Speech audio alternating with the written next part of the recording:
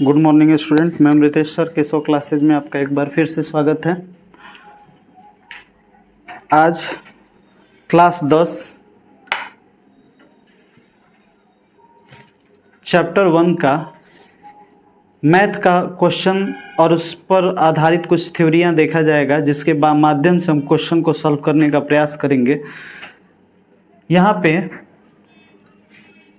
कुछ तथ्य है जिसे सबसे पहले हम लोग पढ़ लेते हैं और पढ़ने के बाद तब आगे बढ़ेंगे। इसमें तथ्य है इम्पॉर्टेंट, हेडिंग क्या है? संख्या पद्धति, नंबर सिस्टम। संख्या पद्धति, देखिए संख्याओं को लिखने और उनके नामकरण के सुव्यवस्थित नियम को हम क्या कहते हैं? संख्या पद्धति यानी नंबर सिस्टम के नाम से जानते हैं।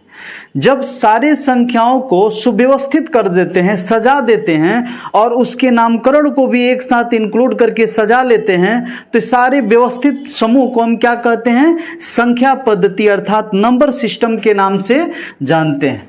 इसके लिए निर्धारित प्रतीकों का प्रयोग किया जाता है, जिनकी संख्या निश्चित एवं सीमित होती है। इन प्रतीकों को विविध प्रकार से व्यवस्थित करके भिन्न भिन्न संख्याएं निरूपित की जाती है। देखिए, एक होती है दशमलव पद्धति पर, एक द्विधारी संख्या पद्धति, एक अष्टधारी संख्या पद्धति, एक 16धारी संख्या पद्धति आदि कुछ प्रचलित संख्याएं होती है, जिसके माध्यम से हम लोग क्या करते हैं? संख्या पद्धति का रिप्रेजेंटेशन करते हैं। अब हम लोग यहां बात करने वाले हैं संख्या के प्रकार। संख्या के प्रकार, type of number in Hindi. Hindi में नंबर के टाइप कितने, संख्या के प्रकार कितने हैं? तो मुख्य बिंदु, इंपॉर्टेंट बिंदु देखिए इसमें क्या क्या है। एक तो हम लोग जानते हैं नेचुरल नंबर की चर्चा की है, बहुत पहले पढ़े हैं। नेचुरल नंबर मीन्स प्राकृतिक संख्या। क्या होती है? प्राकृतिक संख्या। प्राकृतिक संख्या होती क्या है? गिनती के सारे संख्या को हम क्या कहते हैं? प्राकृतिक संख्या कहते हैं। जैसे 1, 2, 3, 4 ये सबको किससे रिप्रेजेंट किया जाता है? n से। दूसरा हो जाता है इंटीजर्स। तो इंटीजर्स के अंतर्गत प्राकृतिक संख्या भी आ जाती है। माइनस प्लस दोनों मिला के क्या हो जाते हैं? इंटीजर्स। ही मीन्स पूर्णांक संख्या। ये हो गया पूर्णांक संख्या और ये क्या हो गया? प्राकृतिक संख्या। प्राकृतिक संख्या यानी पूर्णांक संख्या। देखिए नेचुरल नंबर सभी प्राकृतिक संख्या पूर्णांक संख्या होती है, लेकिन सभी पूर्णांक संख्या प्राकृतिक संख्या नहीं होती, क्योंकि ये छोटा है, इसमें ऋणात्मक नहीं आ रहा है। उसके बाद देखिए रेशनल नंबर। रेशनल नंबर के अंतर्गत क्या क्या हो जाएगा? रेशनल नंबर के अंतर्गत इंटीजर्स भी होगा और नेचुरल नंबर यानी सभी नेचुरल नंबर, सभी प्राकृतिक संख्या परिमेय संख्या होती है, सभी पूर्णांक संख्या भी परिमेय संख्या होती है, लेकिन सभी रेशनल नंबर नेचुरल और नहीं होगा, क्योंकि इसका ग्रुप छोटा है।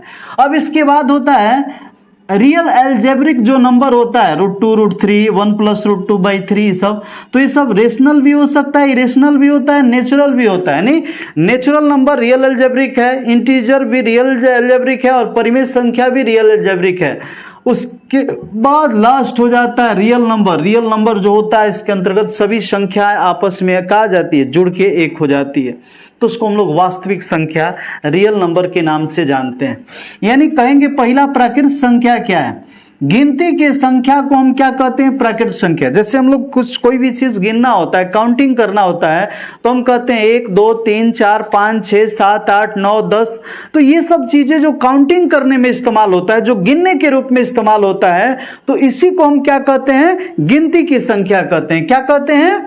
गिनती की संख्या कहते हैं। ये अब तो आगे बहुत आगे तक जाता है। अगला है पूर्ण संख्या। देखिए पूर्ण संख्या, मान लीजिए कि कहीं गिनती करने गए और वहां कोई संख्या नहीं है, तो उसको हम क्या कहेंगे? 1 कहेंगे, 2 कहेंगे, 3 कहेंगे? नहीं, तो हम उसे क्या कहेंगे? 0 कहेंगे। क्या कहेंगे? 0 कहेंगे। मतलब हुआ कि जब 0 से प्रारंभ करके और उसके बाद इधर क्या कर दिए? प्राकृतिक संख्या को शामिल कर दिए, तो 0 इस संख्या को पूर्ण कर दी। इस प्राकृतिक संख्या में जो अधूरापन था, जो कमी था, वो 0 थी, और उस कमी को जब क्या करती है? 0 पूरा कर देती है, यानी पूर्ण कर देती है। इसलिए इसे क्या कहा जाता है? पूर्ण संख्या के नाम से जाना जाता है। इसके बाद आगे हो जाता है बाबू, आगे है पूर्णांक संख्या। पूर्णांक संख्या क्या होती है? देखिए पूर्णांक संख्या इंटीजर्स, प्राकृत संख्या में 0 और ऋणात्मक संख्या सम्मिलित करने से हमें पूर्णांक संख्या की प्राप्ति होती है। जैसे मान लीजिए यहां पे एक नंबर लाइन है, यहाँ पे क्या है, एक नंबर लाइन है जिसमें 0 है, ये 1, ये 2, ये 3, ये आगे हो जाएगा, और इधर हो गया -1, -2, -3, ये भी आगे हो जाएगा। तो ये सब संख्या रेखा पर सम्मिलित है, जिसमें इधर वाला जो पार्ट है इसको हम लोग धनात्मक पूर्णांक संख्या कहते हैं, धनात्मक पूर्णांक संख्या कहते हैं, और इधर वाला पार्ट को हम क्या कहते हैं, ऋणात्मक पूर्णांक संख्या कहते हैं। और जीरो जो है न ही धनात्मक पूर्णांक संख्या होता है और न ही ऋणात्मक संख्या होता है, बल्कि यह धनात्मक और ऋणात्मक के बीच मध्यस्थता का कार्य करता है, कड़ी का कार्य करता है, जो दोनों संख्याओं को कनेक्ट करने में मदद करता है, कनेक्ट करने में सहायता प्रदान करता है। अब इसके बाद आगे हो जाता है प्रश्न बाबू, आगे का टॉपिक है सम संख्या, यानी इवन नंबर क्या है। What is even number, what is even number means सम संख्या क्या हो। देखिए सम संख्या क्या होता है, जैसे हम 0 लिख दिए, 2 लिख दिए, 4 लिख दिए, 6 लिख दिए, 8 लिख दिए, 10 लिख दिए, ये सब किससे विभाज्य है, तो ये सब के सब किससे विभाज्य है, 2 से। किससे विभाज्य है, 2 से। इसका मतलब ये हुआ कि अगर किसी भी संख्या को हम 2 से विभाजित करते हैं और वो संख्या कट जाती है, तो इसका मतलब ये हुआ कि वह संख्या 2 से विभाजित है, तो सम संख्या हुई। जैसे 16 2 से कट गई, 20 2 से कट गई, 24 2 से कट गई, 100 2 से कट गई, तो ये सब के सब क्या कही जाएगी, सम संख्या कही जाती है। जो भी संख्या 2 से कटेगी बाबू, वो सब के सब क्या कही जाएगी, सम संख्या कही जाती है। अब देखिए दूसरा नंबर हो जाता है विषम संख्या। ऑड नंबर क्या है, ऐसी संख्या जो 2 से पूर्णतः विभाजित नहीं होती। पूर्णतः मीन्स पूर्णतः का मतलब पूरा पूरी। जैसे मान लीजिए हम 3/2 लिखे, तो इसे लिख सकते हैं 1/5, लेकिन ये पूरा पूरी कटा नहीं। तो पूर्णतः कटने का मतलब है कि बिल्कुल पूर्ण संख्या के रूप में प्राप्त हो। तो यहाँ पे क्या है, 1 3 5 7 9 11 13 17 19 21 23 जो भी है, ये 2 से कटेगा नहीं। तो ऐसे संख्याओं को हम विषम संख्या के नाम से जानते हैं। अगला हो जाता है भाज्य संख्या, फैक्टोरियल नंबर। देखिए फैक्टर जिससे हो जाए, जिसका फैक्टर हो जाए, जिसका फैक्टोरियल हो, तो उसको हम लोग क्या कहते हैं, भाज्य संख्या कहते हैं। जैसे ऐसी प्राकृत संख्या जो एक और स्वयं के अतिरिक्त दूसरी संख्या से भी आसानी से कट जाए। जैसे मान लीजिए अगर हम 4 लिख दिए, अगर हम 6 लिख दिए, अगर हम 8 लिख दिए, अगर हम 10 लिख दिए, तो इसको काटने के लिए हमें क्या क्या की जरूरत होगी, 1 से भी कटेगा, 2 से भी कटेगा और 4 से भी कटेगा। और इसको काटना होगा तो किससे कटेगा, 1 से, 2 से, 3 से और किससे, 6 से।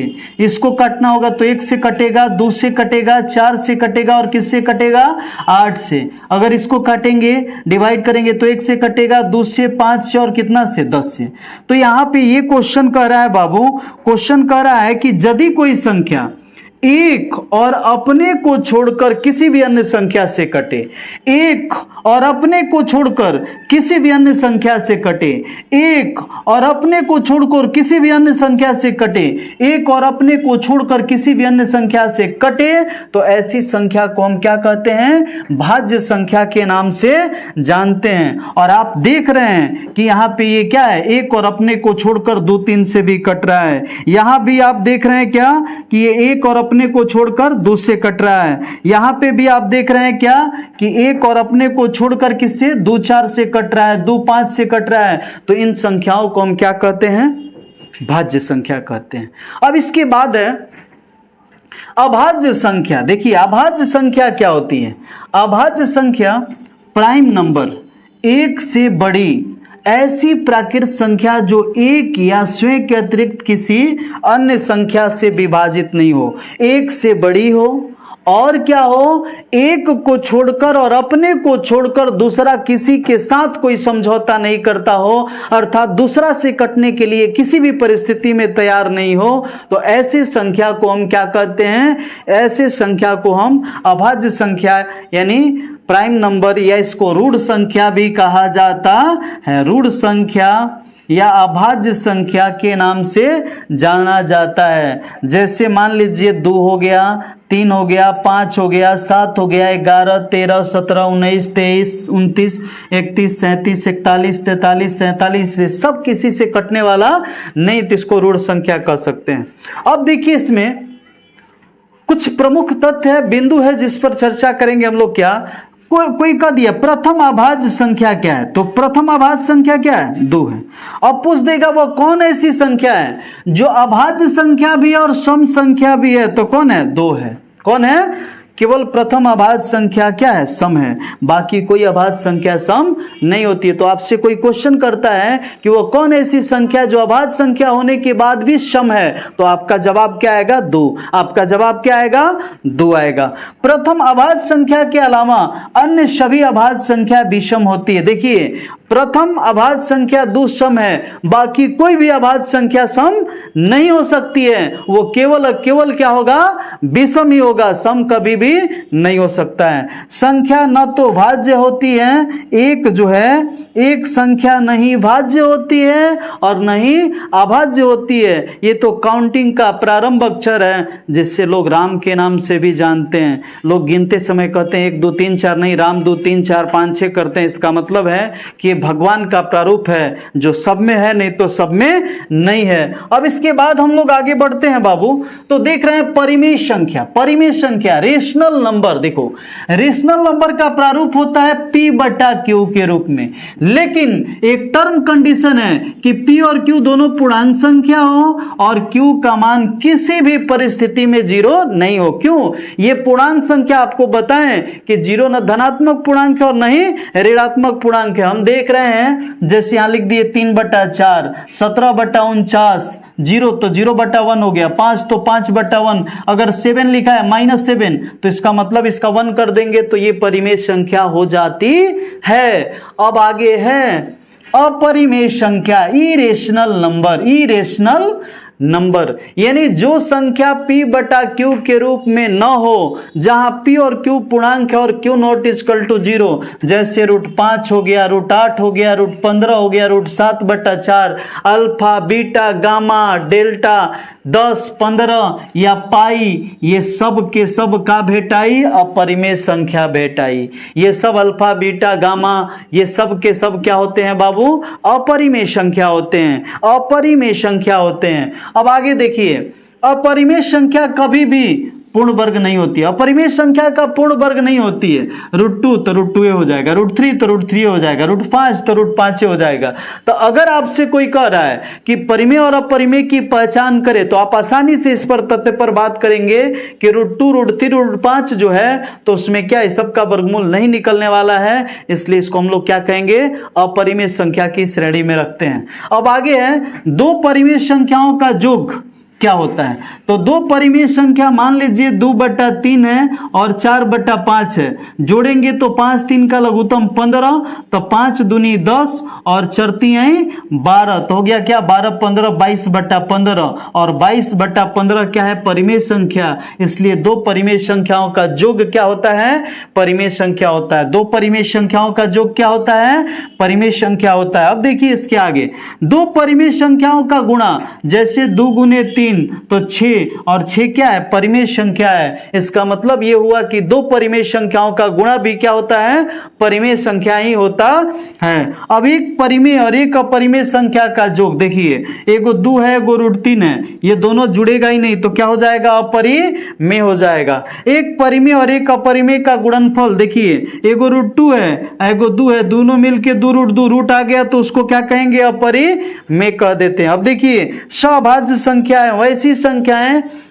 संख्याएं जिनके क्या होता है, जिनका महत्तम 1 होता है, तो ऐसे संख्याओं को हम सहभाज्य संख्या के नाम से जानते हैं। जैसे 7 8 हो गया, 11 13 हो गया, 12 13 हो गया। तो कोई भी दो क्रमागत संख्या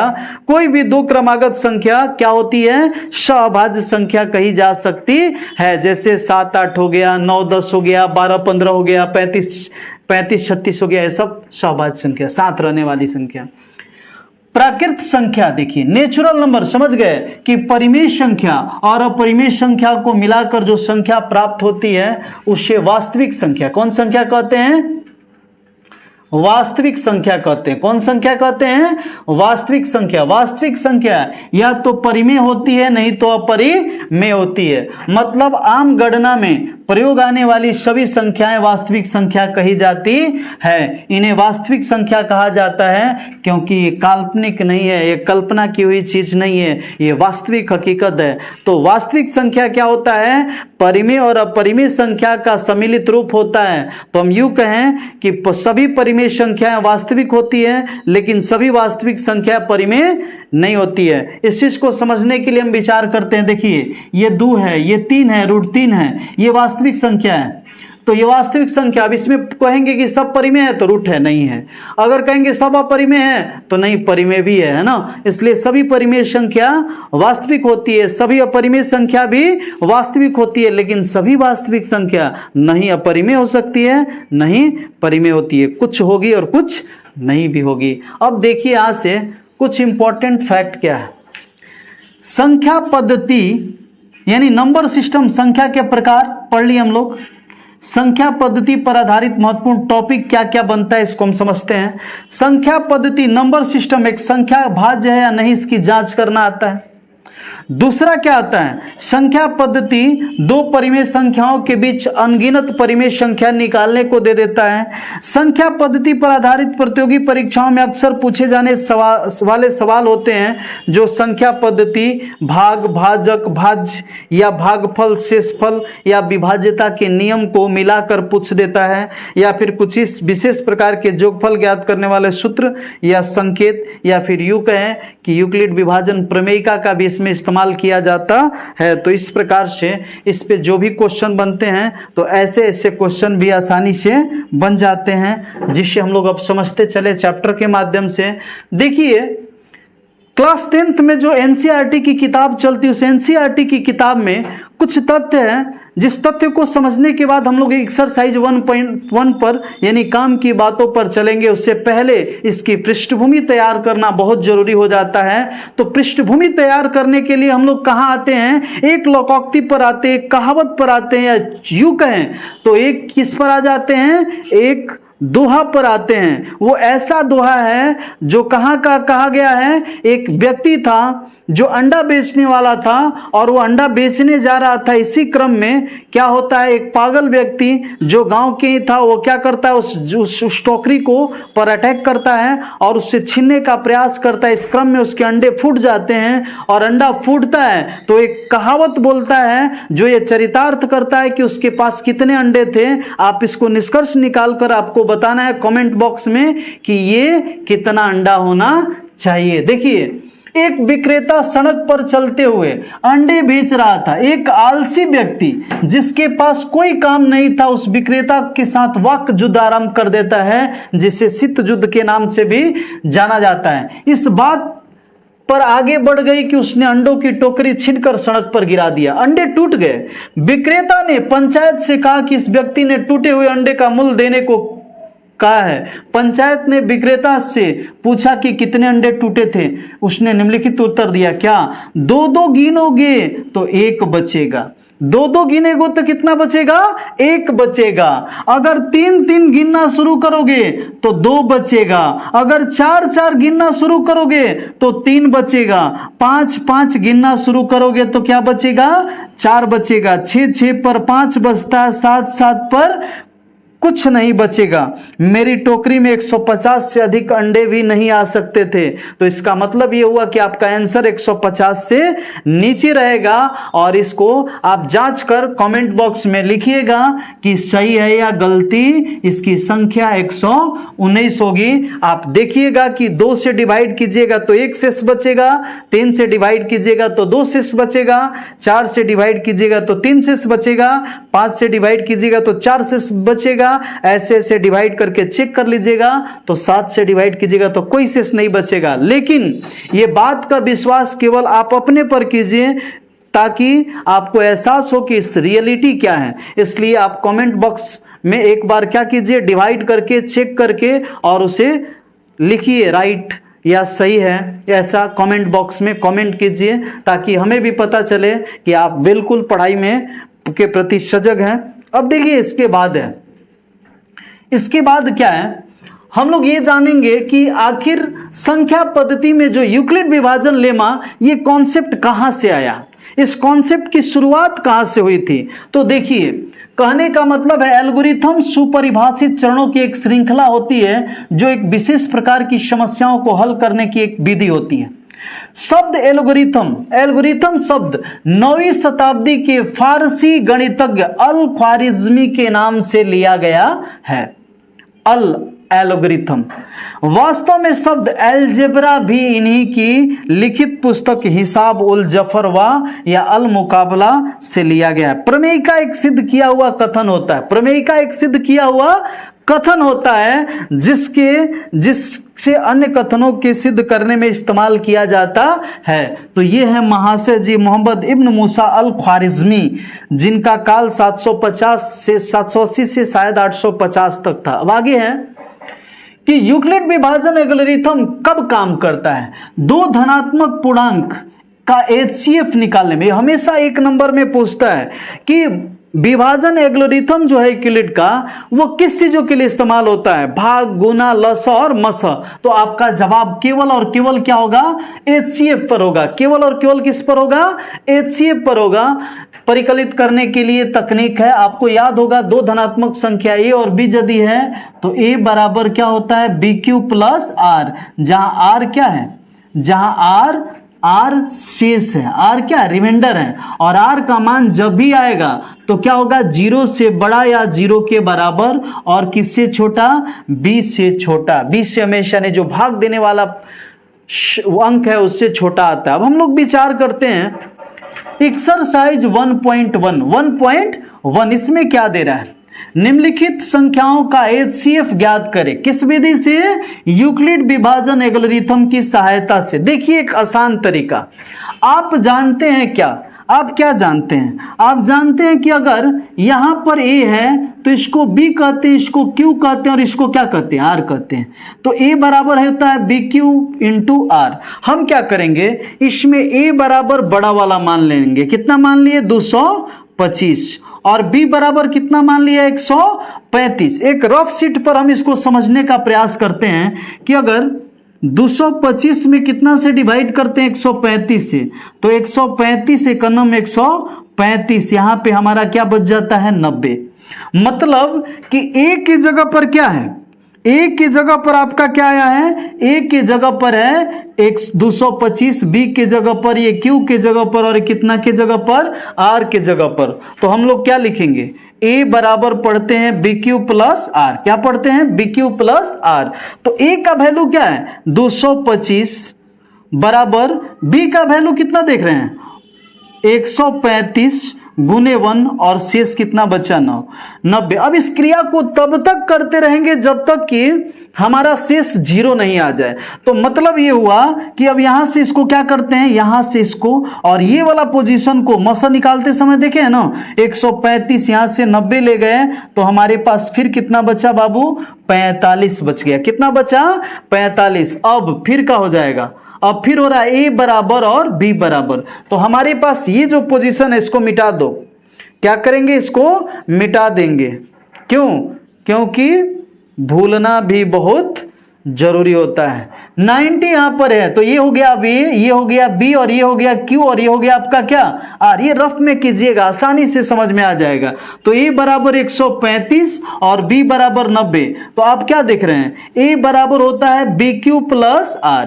तो A का वैल्यू कितना है 135, B का वैल्यू है 90 इंटू 1 प्लस R का वैल्यू 35। मामला बिगड़ गया। क्यों बिगड़ गया, क्योंकि R का वैल्यू अभी भी 0 आने के लिए तैयार नहीं है, और जब R का वैल्यू 0 आने के लिए तैयार नहीं है तो हम भी हार मानने वाले नहीं हैं। हम फिर इस प्रोसेस को आगे बढ़ाएंगे और कहेंगे तुझे भूलना तो चाहा लेकिन भुला ना पाए, तुझे जितना भुलाना चाहे उतना ही याद आए। तो कैसे याद आ रहा है, देखिए ये 90 यहां पर आ गया फिर, और 90 आएगा तो 2 बार में कट गया, तो कट गया तो कहानी। अब देखिए यहां पे क्या है, A की जगह पर 90, B की जगह पर 45, Q की जगह पर 1 और R क्या गया 0। यानी मेरा काम जो था वो यही क्लियर हुआ।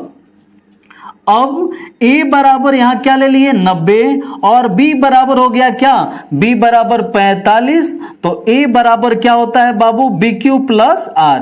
तो a का वैल्यू 90 बराबर b का वैल्यू है 45 इंटू 1 प्लस r का वैल्यू 0।